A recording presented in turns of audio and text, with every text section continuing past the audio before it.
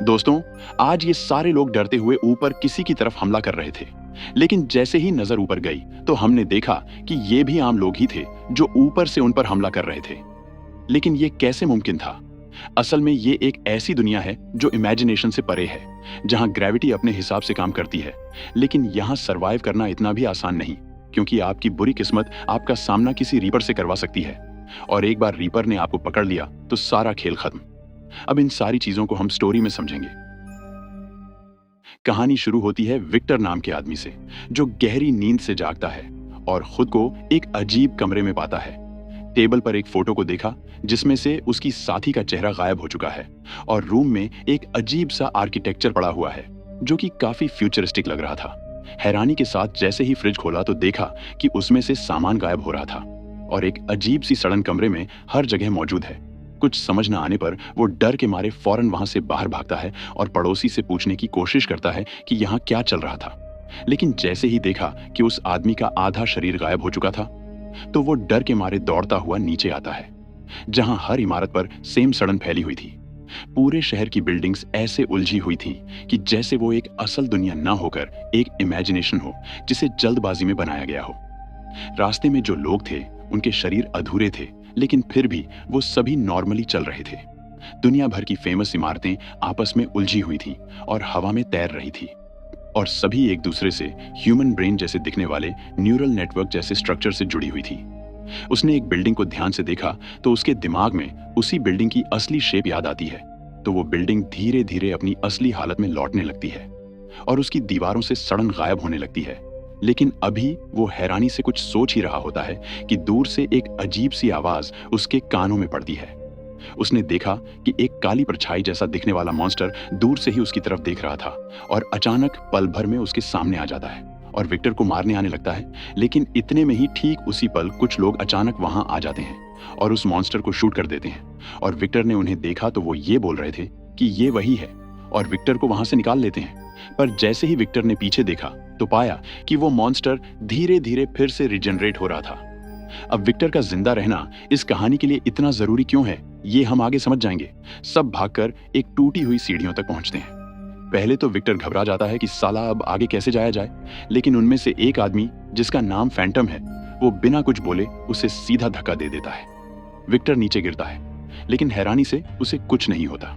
वो एक स्लाइड की तरह फिसलता हुआ एक चाइना टाउन जैसी जगह में पहुंच जाता है। लेकिन अभी भी वो मॉन्स्टर पूरी तरह से ठीक होकर उनके पीछे लगा हुआ है। वो लोग फिर से वहां से भागते हैं और इतने में ही वो चाइना टाउन से निकलकर अगले ही पल वेनिस जैसे इलाके में आ जाते हैं। अब विक्टर आगे देख ही रहा था कि अचानक वो सभी पानी में छलांग लगा देते हैं और उल्टी ग्रेविटी की वजह से सीधे ऊपर एक बिल्डिंग की छत पर पहुंच जाते हैं। वो सभी विक्टर को भी अपने पास बुलाते हैं, लेकिन देरी का बिल्कुल भी समय नहीं था, क्योंकि पीछे से वो भयानक मॉन्स्टर तेजी से उनका पीछा कर रहा था। इसलिए विक्टर भी दिल में डर लेकर जंप कर देता है और उल्टी ग्रेविटी की वजह से उनके पास पहुंच जाता है। इतने में ही वो मॉन्स्टर भी उनकी तरफ आता है, लेकिन फैंटम उसे रोकने की कोशिश करता है, लेकिन गलती से उसका हाथ कट जाता है। लेकिन वो सबको ना बताकर अपनी चोट को छुपा लेता है। इसके बाद वो सभी उस बिल्डिंग से नीचे उतरते हैं, लेकिन वो मॉन्स्टर फिर से ठीक होकर उनके पीछे आ जाता है और नजर बचाकर वो सभी छुप जाते हैं। अब बचने का कोई रास्ता नहीं बचा था। ऐसे में उनमें से एक आदमी खुद को कुर्बान करने का फैसला करता है ताकि बाकी लोगों की जान बच जाए।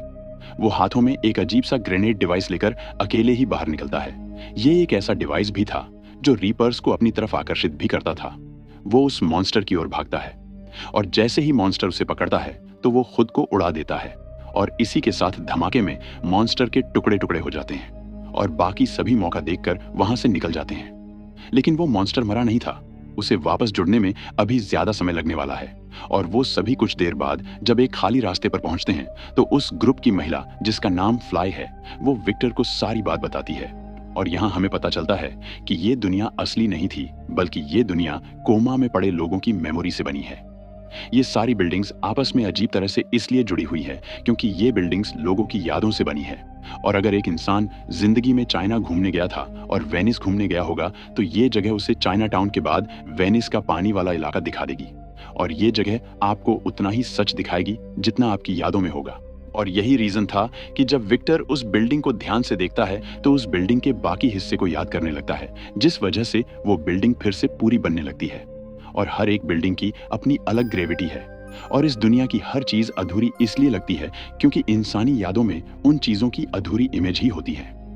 इसके बाद फ्लाई विक्टर को टच करते हुए उसकी चोट को ठीक कर देती है। इसका मतलब यहाँ सभी लोगों के पास बहुत सी यूनिक पावर्स भी थी। विक्टर के पूछने पर वो ऊपर की ओर इशारा करते हुए बताती है कि उनके सभी साथी वहां पर उनका इंतजार कर रहे हैं। लेकिन वहां तक पहुंचने का रास्ता बहुत ही अजीब था, क्योंकि बहुत लंबी यात्रा के बाद वो लोग एक वीरान खेत में खड़ी एक टूटी हुई बस तक आते हैं।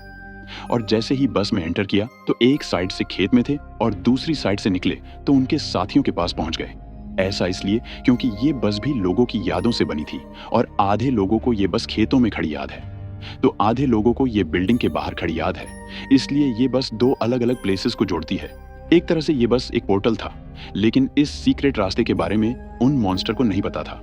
लेकिन वो मॉन्स्टर क्या चीज थी ये भी हम आगे समझ जाएंगे। अब वो सभी वापस अपने खुफिया शेल्टर में आते हैं, जहां फैंटम बताता है कि उसने इस मिशन में अपने एक साथी को खो दिया। यहाँ हम स्पिरिट नाम की महिला को देखते हैं। उसके पास भी एक सुपर पावर है जो हम आगे देखेंगे। और अगर आपने यहाँ गौर किया होगा तो सब लोगों के नाम बहुत ही अजीब थे। वो इसलिए क्योंकि किसी को भी अपना असली नाम याद नहीं और विक्टर को भी नहीं। उन सभी लोगों का लीडर एक बूढ़ा आदमी है जिसका नाम यान है। वो फ्लाई से बोलता है कि विक्टर को उसके रहने का कमरा दिखा दो। रास्ते में विक्टर पूछता है कि वो महिला कौन थी, जिस पर फ्लाई बताती है कि इस दुनिया में जो भी आता है उसके पास अपनी खुद की खास पावर होती है। शुरुआत में हम इस पावर के बारे में नहीं जानते, लेकिन धीरे धीरे हमें अपनी पावर का एहसास होता है। जैसे कि वो महिला जिसका नाम स्पिरिट है, वो आने वाले खतरे को महसूस कर सकती है और तुम्हारे जैसा ही दिखने वाला घोस्ट तैयार कर सकती है। और उस फैंटम के पास एक सुपर ह्यूमन जैसे लड़ने की ताकत है। और वहां खड़े एक आदमी का नाम टैंक है, क्योंकि वो टैंक की तरह भारी चीजें उठाकर काफी देर तक लड़ सकता है। और उनकी सुपर पावर्स इस चीज पर निर्भर करती हैं कि वो असल दुनिया में क्या करते थे। और यही से हमें आइडिया होता है कि विक्टर भी असल दुनिया में एक आर्किटेक्ट था। और यही रीजन था कि उसके पास भी एक पावर थी जिसके जरिए वो उस बिल्डिंग को फिर से बना पाया। लेकिन अपनी पावर पर अभी पूरी तरह से उसका कंट्रोल नहीं था। और जो वहां का मुखिया था, जिसका नाम यान है, वो सबसे पहले इस कोमा की दुनिया में आया था और इसलिए उसे हर चीज के बारे में पता होता है। अब उसका रूम दिखाते हुए विक्टर देखता है कि सबके रूम्स में एक अजीब सा पोर्टल खुला हुआ था, जिस पर फ्लाई बताती है कि ये सपनों की दुनिया है। अब जो आदमी अपने रूम में होकर सपने देखता है, ठीक उसी तरह का सपनों से भरा पोर्टल बन जाता है। लेकिन वहां जाना मना होता है, क्योंकि उनके लीडर का ये मानना था कि अगर तुम कोमा की दुनिया से अपने सपनों की दुनिया में गए तो तुम वहां से कभी बाहर नहीं निकल पाओगे। और इसके बाद विक्टर का रूम देखा तो पाया कि वो खाली था। और जैसे जैसे विक्टर को अपने सपनों में कुछ दिखाई देगा तो उसके रूम का पोर्टल भी खुल जाएगा। यहाँ विक्टर ने फ्लाई से पूछा कि क्या फैंटम तुम्हारा बॉयफ्रेंड है, जिस पर फ्लाई बताती है कि बोलने को तो वो उसका बॉयफ्रेंड है, लेकिन उनमें बहुत दूरी आ चुकी है। खैर, अब इसके बाद विक्टर भी आराम करने चला जाता है और सपने में उसने अपनी बीती यादों को देखा, जिसमें उसने उन्हीं फ्यूचरिस्टिक स्ट्रक्चर को देखा। और इसके बाद वो एक अजीब से आलीशान घर में जा रहा था, लेकिन रास्ते में ही उसका एक्सीडेंट हुआ और इसी के साथ उसकी नींद खुल गई। और जैसे ही उसने नजर घुमाई तो वही गाड़ी जिसमें उसका एक्सीडेंट हुआ था वो उसके रूम में पड़ी हुई थी। और वही आलीशान सपने वाली बिल्डिंग भी उस पोर्टल में दिख रही थी। अभी वो उन्हें देख ही रहा था कि फैंटम उसके पास आता है और उसे वहां जाने से मना करता है और बातों ही बातों में अपना रोब झाड़ते हुए ये बोलता है कि तुम यहाँ इसलिए हो क्योंकि ग्रुप का लीडर मानता है कि तुम एक वीरान आइलैंड ढूंढने में हमारी मदद कर सकते हो, क्योंकि ये जगह उन मॉन्स्टर जैसे दिखने वाले रीपर्स से सुरक्षित नहीं है। और साथ ही उसे इनडायरेक्टली फ्लाई से दूर रहने को भी बोलता है, क्योंकि वो उसकी गर्लफ्रेंड है। इसके बाद वो उसे नीचे ले जाता है और उसे बोलता है कि जरूर तुम्हारे अंदर भी कोई सीक्रेट पावर्स होंगी, लेकिन उन्हें बाहर निकालने के लिए तुम्हारा सामना डर से करवाना बहुत जरूरी होगा। सभी लोग उन्हें देख रहे थे। और इसके बाद फैंटम एक छोटी मशीन के जरिए उस पर काफी वार भी करवाता है कि शायद डरते हुए विक्टर अपनी कोई छुपी हुई पावर्स बाहर निकाल देगा। लेकिन बहुत पिटने के बाद भी विक्टर एक भी पावर नहीं निकाल पाता और फैंटम यान की तरफ देखते हुए ये बोलने लगता है कि वो लोग विक्टर को फालतू में उठाकर ले आए और वो बिल्कुल यूजलेस है। और इसके बाद वो विक्टर से पूछता है कि तुम कोमा में आने से पहले क्या करते थे, जिस पर विक्टर ने बताया कि वो एक आर्किटेक्ट था, लेकिन उसे पूरी तरह से कुछ भी याद नहीं। ये देख सभी लोग निराशा से वहां से चले जाते हैं। खैर, दर्द के मारे वो भी सोने चला जाता है, जहां उसका सामना फिर से अपने सपनों से होता है, जहां फिर से उसे वही सब दिखाई देने लगता है, वही एक्सीडेंट, वही आलीशान घर और एक लैब। लेकिन बाहर से आते शोर से उसकी नींद खुल जाती है। इसके बाद वो बाहर आकर देखता है कि सब लोग कहीं जाने की तैयारी कर रहे थे। तभी शेल्टर का लीडर उसके पास आकर कहता है कि हो सकता है कि तुम्हें यहाँ पर कुछ भी समझ ना आ रहा हो, लेकिन तुम यहाँ जितना मर्जी समय लेकर अपनी बीती यादों के बारे में सोच सकते हो, क्योंकि यहाँ का टाइम फ्लो असली दुनिया के मुकाबले सिर्फ 1% है। मतलब अगर असल दुनिया में एक दिन के लिए कोमा में हो तो यहाँ कई महीनों तक जिंदा रह सकते हो, तो इसका मतलब उसे यहाँ अपनी सुपर पावर्स को डेवलप करने के लिए यहाँ हजारों साल का समय मिलेगा। और यहाँ सभी लोगों के पास कोई सुपर पावर्स नहीं है, यहाँ कुछ आम लोग भी रहते हैं। उसी समय फैंटम फिर से अपने साथियों के साथ बाहर एक नए एक्सप्लोसिव को लेने जा रहा था, क्योंकि उन रीपर्स से लड़ने के लिए उन्हें ढेर सारे एक्सप्लोसिव्स की जरूरत होगी। और इतने में ही लीडर की बातों से प्रभावित होकर विक्टर भी टीम के साथ उनके साथ जाने का फैसला करता है। फैंटम पहले तो इस नौसिखिए विक्टर को साथ ले जाने से मना करता है, लेकिन लीडर यान के प्रेशर की वजह से उसे विक्टर को अपने साथ ले जाना पड़ता है। खैर, इसके बाद वो सभी उसी बस के जरिए वापस फील्ड में आते हैं और यहाँ विक्टर की मुलाकात एक एस्ट्रोनोमर नाम के आदमी से होती है, जो बातों ही बातों में उसे अपनी थ्योरी बताने लगता है। उसकी थ्योरी के अनुसार ये दुनिया अलग अलग लोगों के सपनों से बनी है, और अगर कोई आदमी सब कुछ याद करते हुए अपने सपनों में घुसकर सब कुछ याद कर लेगा तो वो इस दुनिया से बाहर आ सकता है। लेकिन ये महज एक थ्योरी ही है, क्योंकि ग्रुप लीडर यान द्वारा उन सभी को उनके रूम के सपनों वाले पोर्टल से दूर रहने का आदेश दिया गया था, क्योंकि यान के अनुसार अगर कोई आदमी सपनों की दुनिया में घुस गया तो वो रियलिटी और इमेजिनेशन में अंतर ना करने की वजह से भटक जाएगा। अभी वो विक्टर को इस बारे में बता ही रहा था कि अचानक स्पिरिट को एक रीपर के आने का आभास होता है, और इतने में ही एक रीपर उनके सामने होता है। लेकिन एस्ट्रोनोमर उन्हें बताता है कि घबराने की जरूरत नहीं, क्योंकि वो रीपर जिस जगह खड़ा है वहां से उसे यहां तक आने में 2 दिन का समय लगेगा, वो भी तब अगर वो बस वाला रास्ता ढूंढ पाया तो। खैर, अगले कई घंटों के वीरान रास्ते के बाद वो एक बंद पड़ी फैक्ट्री के बाहर पहुंचते हैं, जहां उन्हें एक फैक्ट्री की वर्कशॉप में पड़ी एक सबमरीन से एक एक्सप्लोसिव लेना होता है। लेकिन यहाँ मुश्किल ये थी कि यहाँ कुछ गार्ड्स भी थे, क्योंकि असल में ये सारी फैक्ट्री भी एक याद से बनी हुई थी, और जब यादों के जरिए किसी इंसान ने उस फैक्ट्री को याद किया तो साथ ही उसके गार्ड्स को भी याद करके बना दिया था, जो आपको देखते ही आपको मार डालेंगे। और वो सभी चुपके से यहाँ आते हैं और उनमें आमना सामना हो जाता है, जहां हमें स्पिरिट की असली पावर देखने को मिलती है, जब वो किसी भी इंसान की हूबहू कॉपी को दिखाकर उनको झांसा दे सकती है ताकि उन्हें धोखे से मारा जाए। और यहाँ कहानी का शुरुआती सीन आता है जब उन दोनों गुटों में लड़ाई हो रही थी और टैंक अकेले ही मशीन गन को उठाकर जानवर की तरह सबको मार रहा था। अब फैंटम के लोग उन्हें धोखे से मार डालते हैं, लेकिन इसी बीच फैंटम भी गोली लगने से घायल हो जाता है। लेकिन आखिरी 2 आदमियों को भी स्पिरिट द्वारा झांसा देकर मार दिया जाता है। इसके बाद वो सभी उस बंद पड़ी फैक्ट्री के अंदर आते हैं, जहां एक सबमरीन पानी के ऊपर होती है और 2 अलग अलग इमेजिनेशन को जोड़ रही थी। नीचे पानी और ऊपर एक बर्फीला इलाका था। खैर, इसके बाद बिना देरी किए वो सभी उस सबमरीन के टॉर्पीडो को निकालने लगते हैं, लेकिन इतने में ही स्पिरिट को एहसास होता है कि रीपर्स उनके पास आ रहे थे, और जब बाहर देखा तो सच में 3 रीपर्स उनकी तरफ बढ़ रहे थे। अब वो वेल्डर उन्हें बोलता है कि एक्सप्लोसिव निकालने में थोड़ा और समय लगेगा, लेकिन सबकी जान की सलामती के लिए फैंटम उन सभी को वहां से निकलने को बोलता है। अब 2 लोगों ने उस एक्सप्लोसिव को नीचे से चेन के जरिए पकड़ा था, और इतने में ही विक्टर चिल्लाता है कि वो इस एक्सप्लोसिव को नीचे उतारने में मदद कर सकता है, और इतने में ही सब लोग उसकी चेन पकड़ लेते हैं, और रीपर्स के डर से विक्टर भी अपनी ताकत लगाने की कोशिश करता है। अब वो असल दुनिया में एक आर्किटेक्ट था, इसलिए अपनी इमेजिनेशन से एक रैंप बना डालता है, जिस वजह से वो एक्सप्लोसिव कुछ ही पलों में रैंप के जरिए नीचे आ जाता है, और वो सभी लोग उसे लेकर वापस भागते हुए आते हैं और बस में दाखिल होते हैं। खैर, अब रात में सभी लोग इस बात से खुश होते हैं कि फाइनली अब विक्टर को उसकी पावर्स यूज करना आ गया, और ग्रुप लीडर भी इस बात से खुश है, क्योंकि अब फाइनली उनके पास एक आर्किटेक्ट है जो उनके लिए एक ऐसा आइलैंड बना सकता है जहां उन्हें रीपर्स से जान का खतरा नहीं होगा। वो बताता है कि असल में ये रीपर्स तब पैदा होते हैं जब किसी इंसान का दिमाग कोमा में होते हुए जागने की कोशिश करता है। इसका मतलब कि अगर एक इंसान के दिमाग में असल दुनिया को याद करते हुए फिर से जीने की इच्छा पैदा होती है तो उन इच्छाओं से एक रीपर का जन्म होता है, और अगर एक रीपर ने तुम्हें पकड़ लिया तो तुम यहीं पर कैद हो जाओगे और कोमा में ही दम तोड़कर मारे जाओगे। और इसलिए यान चाहता है कि उनका अपना अलग आइलैंड हो जो यादों से ना बना हो, क्योंकि यहाँ सारी चीजें ही यादों से बनी हैं जहाँ रीपर्स आ सकते हैं।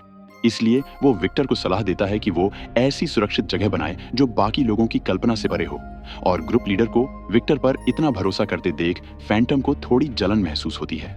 और उसकी दुनिया में असली झटका तब आता है जब वो ग्रुप लीडर इस नए प्रोजेक्ट का लीडर उस एस्ट्रोनोमर को बना देता है, क्योंकि वो असल में एक शांत आदमी था जो चीजों को लॉजिकल तरीके से सोचता है। इस बात से फैंटम और ज्यादा चिढ़ जाता है, खैर, अब रात में विक्टर अपनी पावर को यूज करके कुछ बनाने की कोशिश करता है, लेकिन वो फोकस नहीं कर पा रहा था। लेकिन इतने में ही फ्लाई वहां आती है और बातों ही बातों में विक्टर उससे बोलता है कि उसे यकीन नहीं है कि वो ये आइलैंड बना भी पाएगा या नहीं। जिस पर फ्लाई उसे बोलती है कि तुम बहुत ज्यादा सोच रहे हो। अगर तुम्हें सच में किसी चीज को बनाना है तो पहले उसका ब्लूप्रिंट तैयार करो और ऐसे चीजें तुम्हारे लिए आसान हो जाएंगी। विक्टर उसकी बातों पर गौर करता है और पहले ब्लूप्रिंट को सोचते हुए उसी फ्यूचरिस्टिक टॉवर के छोटे मॉडल को बना देता है जो स्टार्टिंग में उसने अपने रूम में देखा था। और ये देखते हुए फ्लाई भी इमोशनल होती है और विक्टर से उसके रूम वाले पोर्टल को देखने की बात जाहिर करती है। यहाँ विक्टर उसे बताता है कि उसे ज्यादा कुछ याद तो नहीं, लेकिन उसे बस इतना याद है कि असल दुनिया में वो एक क्लाइंट के लिए एक प्रोजेक्ट बना रहा था और उसके साथ धोखा हुआ था और उसका एक्सीडेंट करवा दिया गया। उस गाड़ी में विक्टर के साथ एक महिला भी मौजूद थी जिसका चेहरा दिखाई नहीं दे रहा था। विक्टर जाहिर करता है कि जब से उसने फ्लाई को देखा है तो उसे ऐसा एहसास होता है कि वो उसे बहुत पहले से जानता है और उनमें कोई रिश्ता है। ये बातें सुन वो भी उसके करीब आ जाती है और यहाँ उनके रूम के बाहर फैंटम ये सब कुछ देख लेता है और फैसला कर लेता है कि अब वो उस विक्टर को सबक जरूर सिखाएगा। खैर, अब अगले दिन वो सभी नियम अनुसार एक नई जगह की तलाश के लिए ये जगह छोड़ने की तैयारी करते हैं। लेकिन इतने में ही फैंटम चुपके से एक ग्रेनेड डिवाइस को अपने पास रख लेता है और इसके बाद सभी बस के जरिए फील्ड पर आते हैं। आसमान साफ था और स्प्रिट के अनुसार वहां कोई रीपर भी नहीं था। इसका मतलब रास्ता पूरी तरह से साफ था और एस्ट्रोनॉमर की अगुवाई में सब लोग एक दिशा की ओर चलना शुरू करते हैं। अब कुछ दूरी पर वो आगे का रास्ता तय कर ही रहे होते हैं कि अचानक रीपर की चीख सुनाई देती है। लेकिन स्प्रिट के अनुसार रीपर्स का वहां होना नामुमकिन था। ऐसे में लीडर यान सबको अलग अलग दिशा में फैलकर रीपर्स का ध्यान भटकाने को बोलता है और इतने में ही हमें पता चलता है कि वो चाल फैंटम की थी जिसमें विक्टर को सबक सिखाने के लिए उसने वो डिवाइस चालू करके विक्टर की पॉकेट में डाल दिया था। अब जैसे ही विक्टर कुछ आगे चलता है तो उसे एक पूरा का पूरा प्लेन दिखाई देता है और जैसे ही पीछे मुड़ा तो वो रीपर उसे मारने के लिए आया। लेकिन उतने में ही टैंक ने उसे उड़ा दिया और विक्टर को बचा लिया। लेकिन इतने में ही फैंटम को कुछ आभास होने लगता है और उसके माइंड में कुछ अजीब चलने लगता है और वो वापस विक्टर की पॉकेट से वो डिवाइस लेकर उन रीपर्स का ध्यान भटकाने के लिए अकेला वहां से डिवाइस लेकर चला जाता है। लेकिन देर हो चुकी थी क्योंकि वो रीपर्स उनके दल के आधे से ज्यादा लोगों को मारना शुरू कर चुके थे। लेकिन विक्टर और उनके साथी वहां से निकलने में कामयाब हो जाते हैं और यहाँ जब फैंटम रीपर्स के सामने खड़ा अपनी मौत का इंतजार कर रहा था तभी अचानक कुछ अजीब होता है। वो रीपर्स उसे मारते नहीं बल्कि वहां से दूसरी तरफ चल देते हैं और यहाँ हमें पता चलता है कि उस दिन जब फैंटम उस बिल्डिंग वाले रीपर से जख्मी हो चुका था तो वो भी अब धीरे धीरे रीपर बनता जा रहा था और इसलिए वो रीपर्स उसे मारते नहीं। और इसी के साथ कैमरा फिर से विक्टर और उसके साथियों पर जाता है जो जान बचाकर वापस बस की ओर भाग रहे थे। लेकिन इतने में ही एक तेज रोशनी से विक्टर रुक जाता है और असल दुनिया में विक्टर कोमा से उठ जाता है। अब विक्टर की असली कहानी हम यहाँ जानेंगे। अब हम ये भी जानेंगे कि आखिर वो कोमा में कैसे चला गया। यहाँ बाहरी दुनिया में विक्टर की जिंदगी बहुत ही आम थी। वो असल दुनिया में एक आर्किटेक्ट है जो कि बिल्डिंग के स्ट्रक्चर तैयार करता है। शुरुआती दिनों में उसे कुछ खास कामयाबी तो नहीं मिली क्योंकि उसके बनाए हुए डिजाइन काफी फ्यूचरिस्टिक होते थे और आज के समय में इंजीनियर्स के लिए ऐसे स्ट्रक्चर बनाना बहुत ही मशक्कत वाला काम होता है। इसलिए लगभग सारी कंपनियों ने उसके द्वारा तैयार किए हुए स्ट्रक्चर रिजेक्ट कर दिए थे। असल दुनिया में उसकी एक गर्लफ्रेंड भी है और ये वही लड़की है जो उसके साथ कोमा की दुनिया में थी। असल दुनिया में फ्लाई विक्टर से परेशान रहने लगी है क्योंकि विक्टर को कोई भी काम नहीं मिल रहा। लेकिन विक्टर उसे सरप्राइज देते हुए बोला कि एक कंपनी की तरफ से उसे एक ऑफर आया है और उस कंपनी को विक्टर के डिजाइन काफी पसंद आए।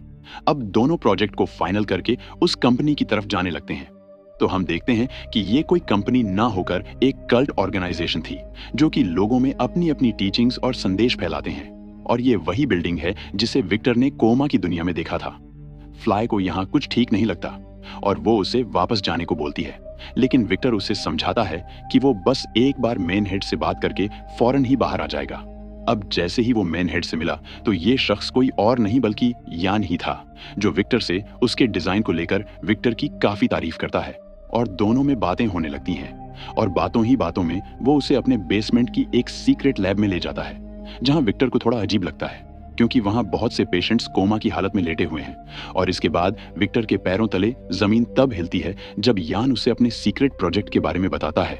यान बाहरी दुनिया के लिए तो एक धर्मगुरु है लेकिन वो हमेशा से जानता है कि ये इंसानी शरीर कुछ सालों बाद मर जाएगा इसलिए उसने साइंटिस्ट्स के साथ मिलकर एक रिसर्च की, जिसमें उसने पाया कि इंसानी दिमाग को जिंदा रखने के बाद हम उसके डीप कॉन्शियस में एक अलग दुनिया बना सकते हैं, बिल्कुल एक वर्चुअल दुनिया की तरह। और वो अपने सभी फॉलोअर्स को सबकॉन्शियस माइंड में ले जाना चाहता है और उनके लिए एक तरह का आश्रम बनाना चाहता है, जहां वो और उसके फॉलोअर्स हमेशा के लिए जिंदा रह सके। और कोमा के अंदर की दुनिया बनाने के लिए उसे कुछ खास लोगों की जरूरत होती है, और पीछे जो लोग बिस्तर में कोमा की हालत में लेटे हैं, ये कोई और नहीं बल्कि वही सब लोग थे जिन्हें विक्टर ने कोमा के अंदर देखा था। और अब यान को एक आर्किटेक्ट के दिमाग की जरूरत है ताकि वो कोमा की दुनिया में कुछ क्रिएटिव बना सके, जहां सिर्फ यान का ही राज होगा। लेकिन विक्टर को ये बहुत ज्यादा अजीब लगता है और वो इस बात के लिए राजी नहीं होता। इतने में ही यान के लोग उसे पकड़कर जबरदस्ती बेहोश करने लगते हैं, लेकिन वो किसी तरह से जान बचाकर वहां से भाग जाता है और फ्लाई भी किसी तरह से उसे वहां से निकाल लेती है। लेकिन कुछ दूरी पर जाते ही उनका एक्सीडेंट हो जाता है और सेम इसी एक्सीडेंट के सपने विक्टर को कोमा के अंदर आ रहे थे। इसके बाद यान के लोग उसे उठाकर फिर से अपनी लैब में ले आते हैं और उन्हें बेहोशी का इंजेक्शन देते हुए उनकी मर्जी के बिना ही कोमा की दुनिया में भेज देते हैं। और ठीक इसी के बाद विक्टर कोमा की दुनिया में दाखिल होता है। और दोस्तों, ये तो पिछली कहानी थी कि विक्टर के साथ क्या हुआ था, और अब हम देखेंगे कि विक्टर जब फ्लाई के सामने से गायब होकर रियल वर्ल्ड में वापस गया तो क्या हुआ। कोमा की दुनिया से बाहर आते ही उसे होश आता है और यान ठीक उसके पीछे बैठा था। वो उसे बताता है कि अब तुम्हें याद आ गया होगा कि फ्लाई तुम्हारी गर्लफ्रेंड है और तुम दोनों का एक्सीडेंट हुआ था, लेकिन एक्सीडेंट के बाद हमने फ्लाई को 2 घंटे पहले ही कोमा में रखा था। और यही रीजन था कि जब विक्टर कोमा में गया था तो फ्लाई पहले से ही उस दुनिया में थी और उसे बचाने आई थी। वो विक्टर से बोलता है कि मैं ज्यादा घुमा फिरा कर बात नहीं करूंगा।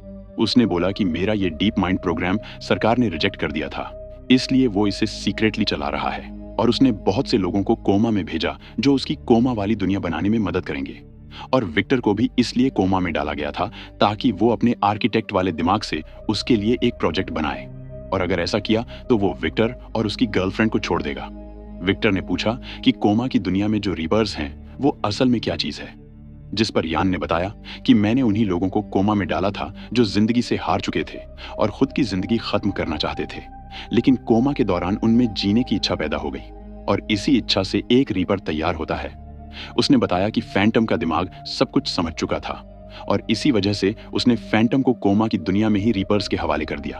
उसने विक्टर से बोला कि तुम असल जिंदगी में एक हारे हुए इंसान हो, इसलिए तुम भी कोमा की दुनिया में हमेशा के लिए रह सकते हो और जो तुम्हारा मन करे वो बन सकते हो।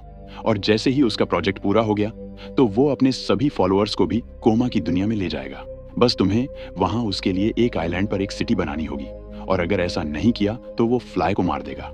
इसके बाद विक्टर को मजबूरन उसकी बात माननी पड़ती है और उसे भी डोज दे दिया जाता है। उसकी आंखें बंद हुई और फिर से कोमा की दुनिया के उसी कमरे में खुली। अब उसने बिना देरी किए अपने साथियों तक एक पुल बनाया और उनके पास वहीं पहुंच गया जहां उसने उन्हें छोड़ा था। और इसके बाद यान भी खुद को डोज देकर कोमा की दुनिया में जाता है। यहाँ साथियों के पास आकर विक्टर उन्हें सारा सच बताने लगता है कि ये दुनिया ऐसी नहीं है जैसा हम सोच रहे हैं। ये सब उस यान की बनाई हुई दुनिया है और तुम सबका शरीर अभी भी बाहर उस लैब में पड़ा हुआ है। ये सब एक सपना है और कुछ भी सच नहीं है।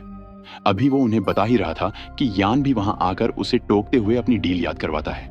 इसके बाद विक्टर भी अपना काम शुरू करता है और अपनी इमेजिनेशन से अपना वही वाला आइलैंड और फ्यूचरिस्टिक डिजाइन बनाने लगता है जिसे उसने असल दुनिया में सोचा था। और देखते ही देखते पूरा प्राइवेट आइलैंड तैयार हो जाता है और वादे के मुताबिक अब यान को उन सभी को आजाद करना था।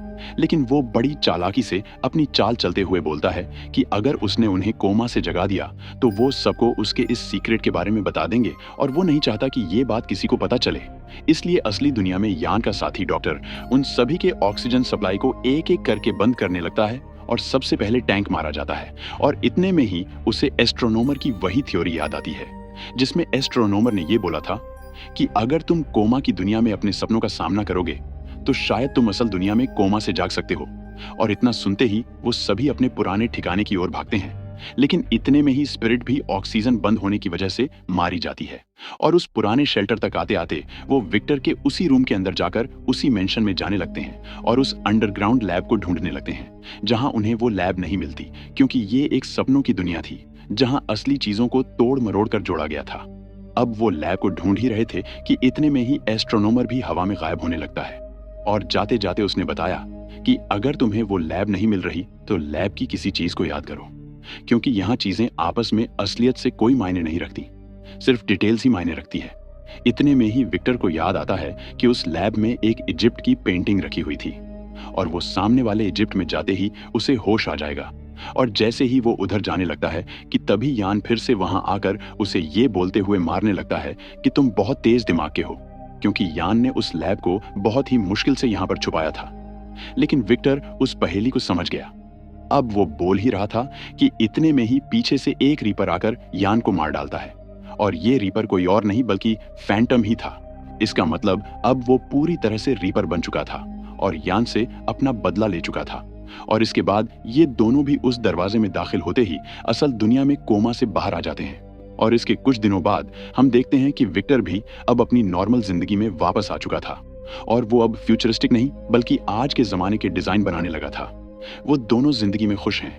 लेकिन इतने में ही न्यूज पर एक खबर आती है कि कुछ दिनों पहले यान की ऑर्गेनाइजेशन की बेसमेंट में जो सीक्रेट लैब मिली थी उसके सारे आरोप हटा दिए गए थे और उस संस्था को क्लीन चिट दे दी गई थी और शायद वो ऑर्गेनाइजेशन बंद नहीं होने वाली। इसके बाद दोनों सोच में पड़ जाते हैं और कैमरा विक्टर के उसी फ्यूचरिस्टिक मॉडल पर जाता है और इसी के साथ ये कहानी यहाँ खत्म हो जाती है। आशा करता हूँ कि आपको ये कहानी पसंद आई होगी और कहानी में आखिर तक बने रहने के लिए आप सभी का धन्यवाद।